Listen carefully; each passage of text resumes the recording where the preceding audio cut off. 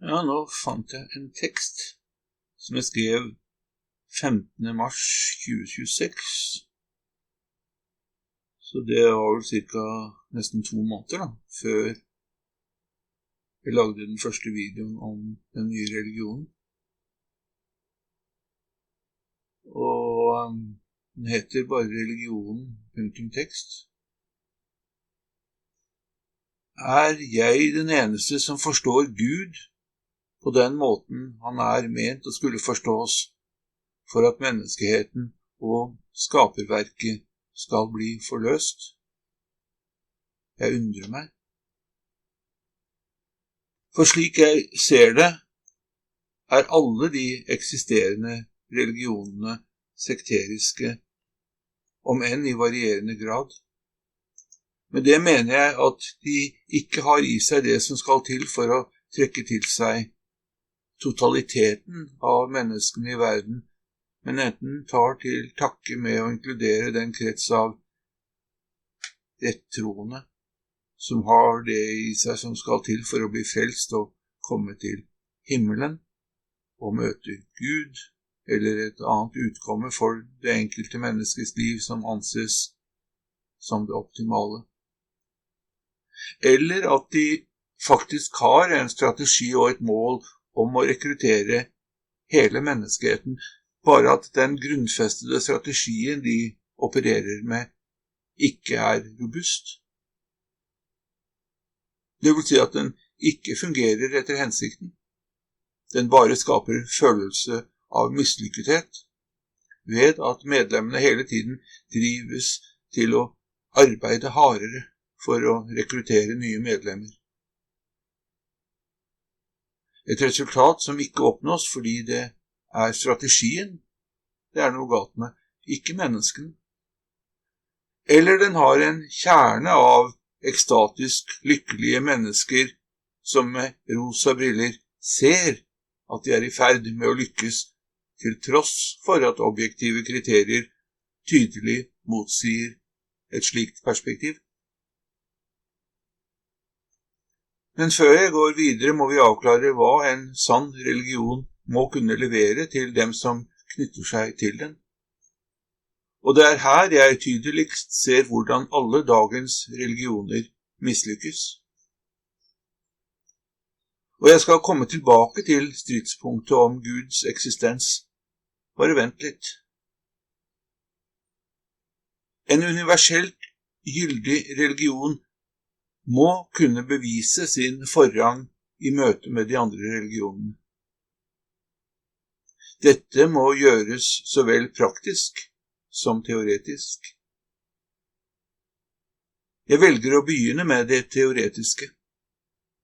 Her setter jeg opp de premissene som den ene sanne religionen må basere seg på.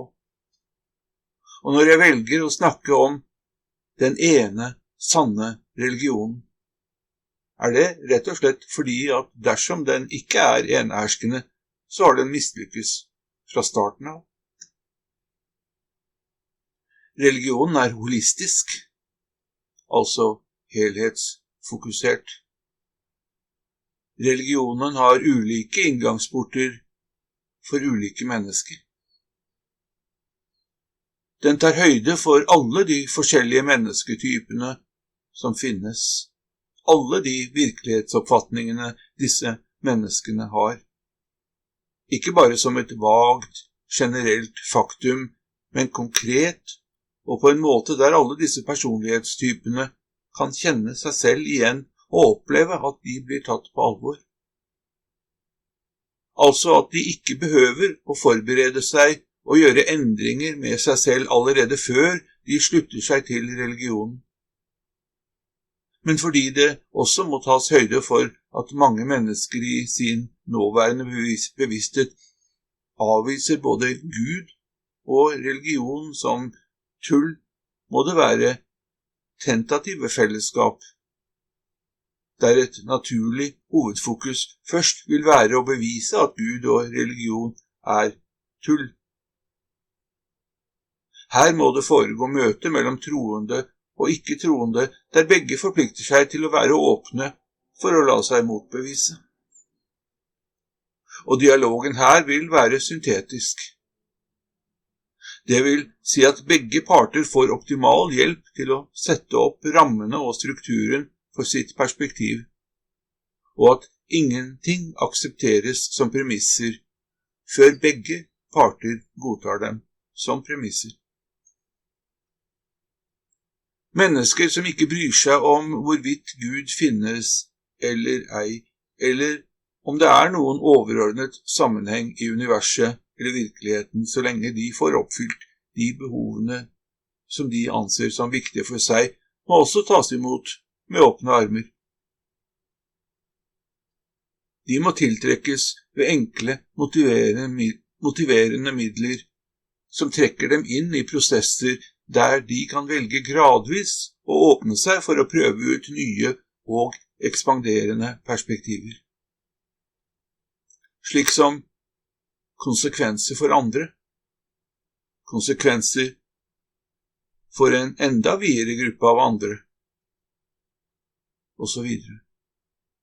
Eller hvorfor, hvis jeg ikke gjør det, vil bare noen andre gjøre noe som gir meg besvær. Nei. Eller hvorfor, hvis jeg ikke gjør det, vil bare noen andre gjøre det i stedet. Hvorfor skal jeg måtte gjøre noe som gir meg besvær når andre ser ut til å slippe unna? Og så videre. Ikke er smart at hvorfor dette ikke er smarte holdninger. Eller hvorfor i det hele tatt bry seg med hva som er godt, når livet synes å bli mye artigere, hvis man i stedet fokuserer mer på hva som er gøy, eller hvordan kan jeg oppnå et mål jeg har enklest og billigst mulig? De som i utgangspunktet befinner seg i denne kohorten, må gis motiverende tilbud, der de kan oppnå ting eller muligheter som de opplever tiltrekkende under den åpne forutsetning at de erkjenner at dette er et ledd i å verve dem til religionen. Men de skal være helt uforbindlige. De forplikter seg hverken til å delta i studiesirkler eller å måtte se på videoer som har til hensikt å lure dem til å gi avkall på de verdiene og holdningene de nå har til fordel for noe annet. Så hvordan ser man da for seg at disse skal velge fritt og kaste seg på religionstoget? Eller hoppe på det, tror jeg er en bedre metafor. Vel, ved at de blir oppmerksom på at de tilbudene de kan ta del av, bare er en startpakke, og at det finnes flere nivåer av party- og fornøyelsespakker, eller fruktkurver og gavepakker, for dem som har lyst til å kvalifisere seg. Og slik kvalifisering kan oppnås for eksempel ved å bli med på noen av aktivitetene som ble nevnt i stad, for dem som har som utgangsperspektiv at Gud og religion bare er tull, altså som ikke bare gir blaffen i disse spørsmålene i det store og hele, men aktivt reagerer mot det. En annen gruppe er de som synes at ondskap er selve greia, at alle de som innbiller seg at det å jobbe for det gode er tapere, at det i stedet handler om å alliere seg med og innrette seg etter der makten og kraften utløper fra, at det å spenne beina for en gammel dame som sliter med å bære handleposene hjem fra matbutikken, gir en særegen, søtlig glede som krydrer hverdagslivet. Som syns Patrick Bateman, den sosiopatiske protagonisten i American Psycho, er en genial rollemodell. Disse er faktisk veldig enkle å rekruttere, bare man kommer i dialog med dem.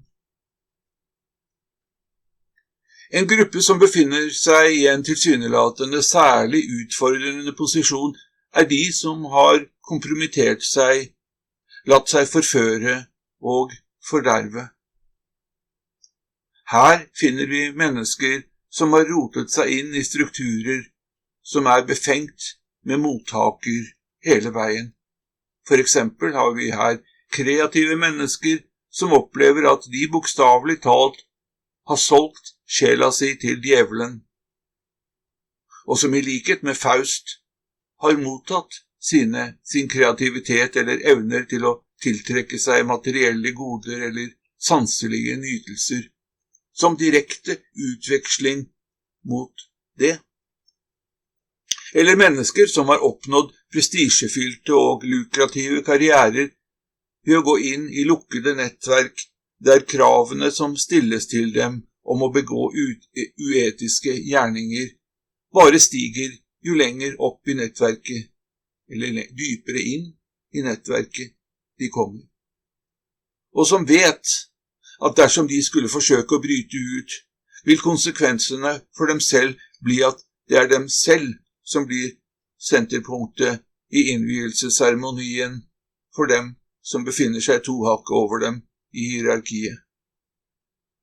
Og hva som vil komme til å skje med alle de noensinne har vært glade i. Disse ser på sin situasjon som håpløs og fullstendig blokkert fra alle muligheter til hverken å unnslippe eller å bli forløst. Så disse nok så greie å få med seg. Når disse blir klar over at det finnes robuste metoder for å bringe dem ut av det sjelsfengselet de befinner seg i, vil disse menneskene raskt bli sterkt motiverte medarbeidere som vil arbeide hardt og motivert for å styrke og utvikle religionens infrastruktur. Så det de som i dag ser på seg selv som eliten av menneskeheten. De som befolker hierarkiene i de eksisterende religionenes esoteriske kjernestrukturer, og de som forvalter disses utøvende strukturer. Mener jeg kanskje maktutøvende? Ja. Her, altså i andre echelon, har vi pengeelitene. De gamle pengefamiliene med klare historiske linjer tilbake til Genève og Venezia. Og under dem igjen navn som forvaltere som Larry Fink, Klaus Schwab og Mark Carney. Men vi behøver bare å forholde oss til dem på toppen, og de befinner seg i et rom der esoteriske grupper eksisterer i konstant maktkamp med hverandre, selv om en langvarig modus vivendi kan forlede mange til å tro at relasjonene disse grupperingene imellom basert på gjensidig velvilje og respekt. De dødsfiender. Det bare forvissningen om at å løsne opp for reposisjoneringer vil være like destruktivt for dem alle som det en atomkrig vil være. Garantert gjensidig ødeleggelse. Men disse gruppene, frimurere, og da regner jeg ulike typer av frimurere, kristne, jødiske, islamske og irregulære, og i sistnevnte gruppe har vi selvfølgelig da OTO, tempelriddere, kabbalister, sufi-ordner, satanister, gnostikere, indiske guruer, rosenkreuzere, teosofer, antroposofer, subud, Bene Gesserit, parentes dekknavn. Det jo da, får vel si en fiktiv orden da. Vi har ikke identifisert noe tilsvarende her på jorda, men det er jo da fra romanserien Dune av Frank Herbert.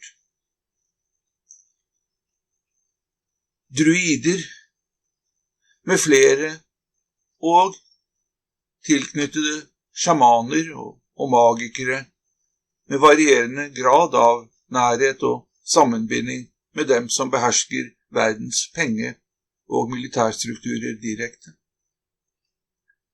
De utgjør en kompleks vev som på samme tid kontrollerer bankfamiliene, men som også forvalter en samlet epistemisk verktøyboks for manipulering, inkludert utvikling og reparering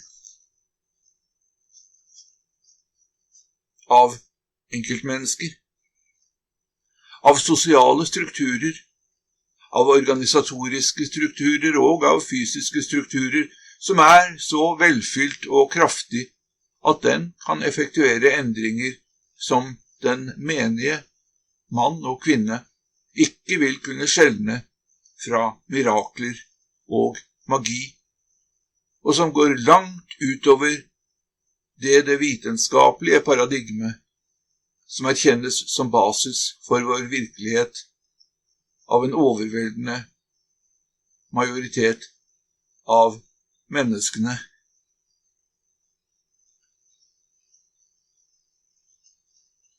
Dette er et virkelighetsrom hvor psi møter torsjons- og plasmafysikk.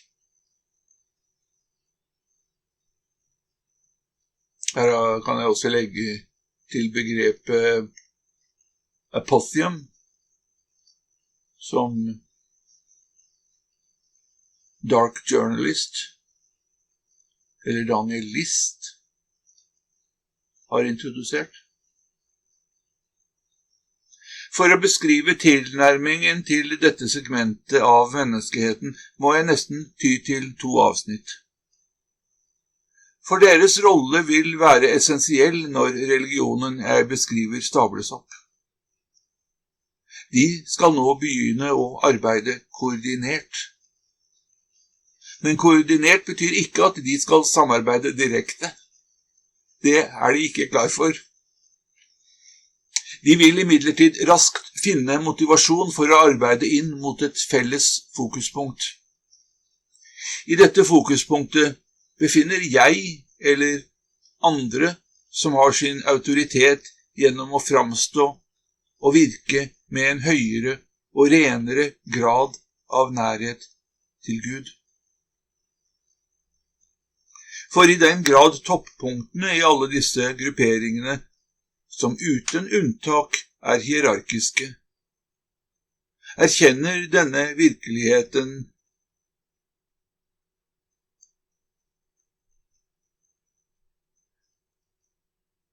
vil de umiddelbart søke rettledning og å integrere seg under religionens toppstruktur. Og de vil samtidig begynne å samordne seg med sine konkurrenter, vel vitende om at deres atferd blir observert og bedømt.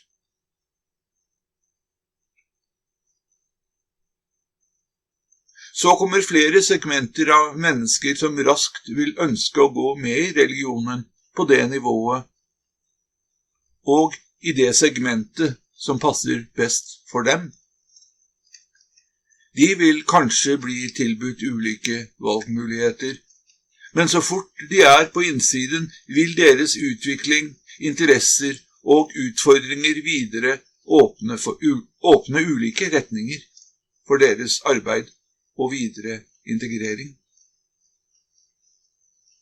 At alt dette skal utløses og falle på plass i rask orden, avhenger av at 3 ting defineres og framstår overlegne i alle eksisterende alternativer. Virkelighetsforståelse, gudsforståelse, menneskeforståelse. virkelighetsforståelse.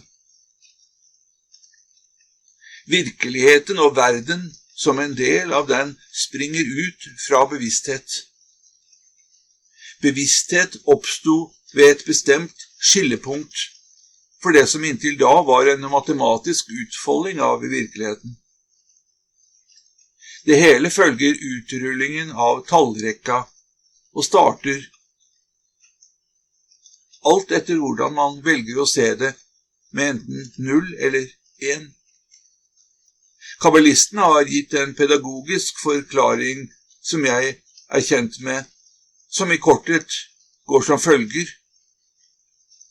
Vær klar over at vi foreløpig befinner oss før tid har startet, ettersom tid per definisjon er basert på svingninger av materie. Altså, jeg snakker om rotasjoner rundt hydrogenatomet, eller er det kanskje et annet cesiumatom eller noe sånt som er med i definisjonen for den mest grunnleggende tidsenheten. Svingninger av materie, den mest grunnleggende tidsenhet vi per i dag kan forestille oss, er rotasjonshastigheten av elektronene i et hydrogenatom. Ja, akkurat. Fint at jeg forklarer det jeg allerede har forklart i teksten litt lenger ut. Først eksisterte ingenting. Vi kan kalle det 0. Dette ingenting var alt som var, så vi kan like gjerne kalle det 1. Da det var ingenting, var alt svart, kan vi si. Det er det lett å forestille seg. Men om vi i stedet velger å se på det som alt i stedet for ingenting, blir det naturlig å si at alt var hvitt i stedet. 1 representerer alt og er hvitt. Hva er så det neste som skjer? I det rommet vi har operert i så langt, finnes det ingen gjenstander, og derfor heller ingen avstander. Vi vet ikke engang om det egentlig er svart eller hvitt, for det er ingen der til å observere det. Så vi bare tenker oss det. Vi er ikke i det systemet.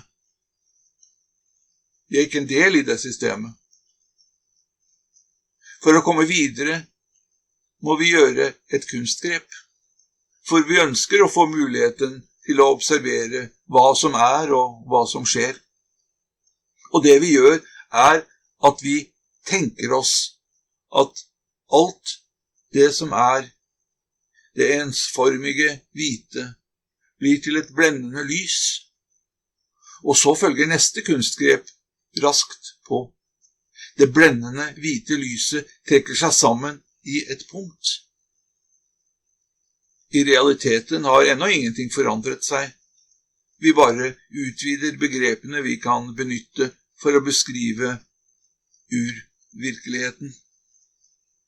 For mens vi tidligere har kunnet utlede noe om kontrast og motsetningsforhold, så kan vi nå i tillegg begynne å snakke om utbredelse og rom.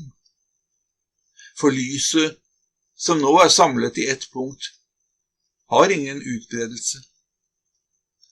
For selv om et virkelig lyspunkt nødvendigvis må ha en utbredelse i det det springer ut fra en lyskilde, så har vårt tenkte lyspunkt ingen utbredelse. Vi er nå inne i geometriens verden. I geometrien er et punkt definisjonen på en dimensjon. Det har ingen utbredelse, for om det skulle ha det, ville vi med en gang bevege oss over i 2 dimensjoner, linjen, eller 3 dimensjoner, rommet. Men vi vil videre. Hva slags kunstgrep kan vi gripe til for å fortsette vår progresjon? Jo, vi kan tenke oss at vi faktisk observerer lyspunktet vårt. Og for å observere det må vi befinne oss utenfor punktet. Vi projiserer oss til et tenkt sted utenfor selve punktet. Kabbalistene beskrev dette som at punktet ønsket å se seg selv og derfor skapte et speilbilde av seg selv. Og om vi klarer å komme forbi det åpenbart ulogiske i at et punkt i urvirkeligheten kan tenke seg å ønske og lengte noe som helst, så blir selve speilingen enklere. For punktet trenger ingen øyne for å vite hvordan det ser ut. Det er et punkt uten utstrekning. Og nå observerer det seg selv, og det virtuelle speilpunktet blir også et tenkt punkt. Man kan si at vi har ett virkelig punkt og ett observasjonspunkt. Og da kan vi gå videre og gjøre observasjonspunktet til det virkelige punktet og det opprinnelige punktet om til det nye observasjonspunktet. Dette har vi lov til, ettersom vi bare forestiller oss disse endringene som ikke egentlig er endringer, men bare nye, utvidede måter å se det samme på. På samme måte som vi startet med ingenting som ble til alt, og som kunne ses på to andre måter også, svart som ble til hvitt, og null som ble til 1. Vi flytter vårt perspektiv i tankene våre og lager samtidig nye begreper som utvider virkeligheten. Og alt er helt kunstig, eller helt virkelig. Enten eller og, både og, på en og samme tid. Det er til å bli gal av, eller klok. Så nå har vi 2 punkter, som egentlig er ett punkt, som egentlig er et lyspunkt, som egentlig er et altomfattende, blendende lys, som egentlig er alt, bare hvitt, som egentlig er ingenting, bare svart. Og nå kan vi velge perspektiv. Vi kan velge oss et startpunkt og et speilpunkt, eller endepunkt. Vi har nå 2 punkter. Og vi har tallet 2, selv om vi egentlig har hatt det nesten fra begynnelsen, ved at vi hele tiden har laget kontrasterende perspektiver på alt vi har frambrakt. Men nå kan vi utvide virkeligheten til å bestå av 2 punkter. Og vi kan nå gjøre 2 nye ting. Vi kan tenke oss en linje fra det ene punktet til det andre, og dermed har vi avstand og 2 dimensjoner, selv om vi ennå ikke kan måle avstanden. Og vi kan veksle mellom de 2 punktene, fram og tilbake, fram og tilbake, en puls, en rytme.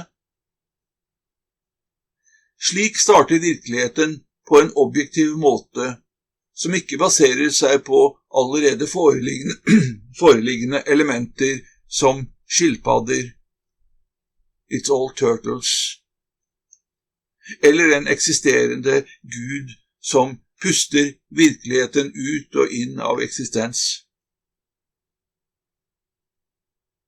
Og etter hvert som vi utvider vår urvirkelighet, blir den mer kompleks, og vi utvider tallrekka. På et visst punkt oppstår bevissthet. Det kan sikkert defineres i forhold til et bestemt naturlig tall. 1, 2, 3, 4, 5. Og på samme måte kan den første materie sikkert også defineres til et bestemt tall på tallrekka. Faktisk er universet tallsatt. Vi befinner oss nå i univers X. X for ukjent. Ukjent av oss på det nåværende tidspunkt, men X med en konkret verdi som vil bli åpenbart på et gitt tidspunkt som ligger framfor oss. Mellom den spede begynnelsen universene 1 og 2 og frem til univers X, hvor vi befinner oss, har det foregått mange gjentakelser med en diskret utvidelse for hver gang. Mer kompleksitet, flere dimensjoner. Fra enkle, relativt objektive dimensjoner, punkt, linje, rom, tid, til mer komplekse og subjektive dimensjoner, lyd, farger, smak og lukt, som tillegg til det vi var før.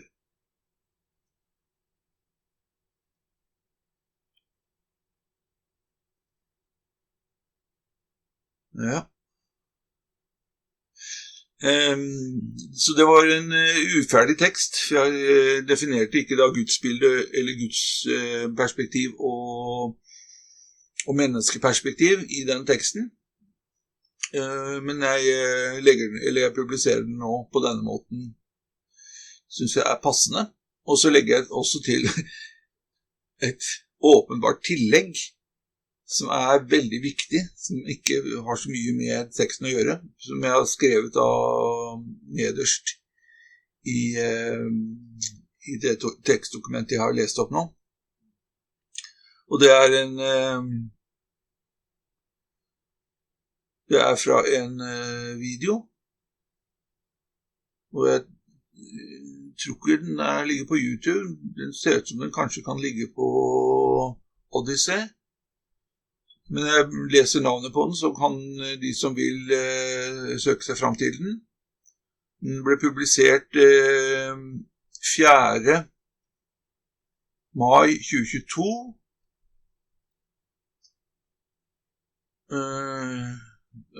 Det står JCI 2022-05-04 : Get out of jail free card. Utropstegn. Critical Thinking with Dawn Lester and David Parker. Og så har jeg skrevet kommentar til en tidskode, en timestamp i denne videoen, som er på 1 time, 46 minutter og 55 sekunder. Og det jeg har skrevet man kan alltid ta tilbake sjelen. Ingen kontrakter er gyldige. Og så har jeg skrevet soul contract.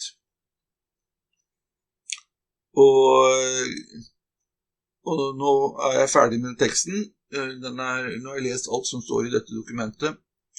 Og jeg vil bare si kort om hva den handler om, den videoen som jeg har sett flere videoer om dette her. Og dette går på dette her med de som har solgt sjela si. Og at den kontrakten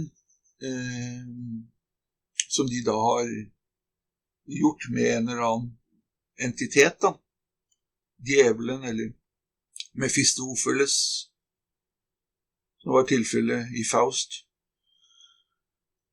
Og det er jo mange som har sagt det. Jeg kommer bare på i farten Bob Dylan, han har jo sagt det uttrykkelig, og Carlos Santana tror jeg også har sagt det, og flere andre internasjonalt superstjerner har fortalt at de har kanskje ikke utdypet det, hva de mener, men de har sagt det, i hvert fall offentlig, at de har solgt sjela si til djevelen.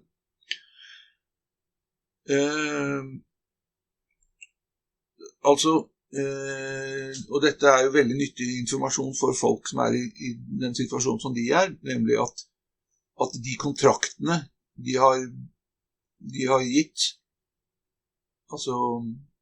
eller inngått, når de har solgt sjela si, dette er ikke gyldige kontrakter. Sånn at de kan gå ut av kontraktene, de kan frasi seg dem, og dette er da juridisk gyldig både i forhold til menneskelover og i forhold til Guds lov. Men du må forstå resonemanget og forklaringen, og derfor så refererte jeg nå til en video hvor de diskuterer dette,